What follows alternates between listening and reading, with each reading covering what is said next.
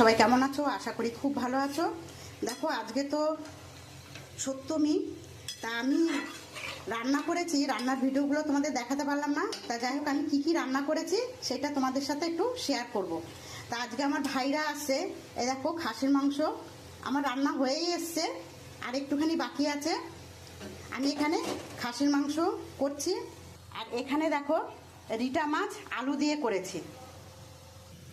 এখানে আমি মুসুর ডাল করেছি, এই দেখো মুসুর ডাল। ভেটকি মাছ করেছি, এই দেখো সর্ষে আর পোস্ত দিয়ে ভেটকি মাছ। আর এখানে আমি পাঁপড় ভেজে নিয়েছি, আর এখানে আমি টমেটোর চাটনি করেছি, কিশমিশ বাদাম দিয়ে চাটনি। এখানে রয়েছে ভাত, আমি ভাতটা এইমাত্র নামালাম, গরম আছে। এখানে আমি ভাত করেছি, আমার এখনো লাল শাক হচ্ছে, এই দেখো লাল শাক বসিয়েছি। আর তোমরাও পুজোয় খুব আনন্দ করো, আর ভালো থেকো, সুস্থ থাকো। আর তোমরা কটা ঠাকুর দেখেছো কমেন্ট করে বলো। আমার রান্না পুরো কমপ্লিট।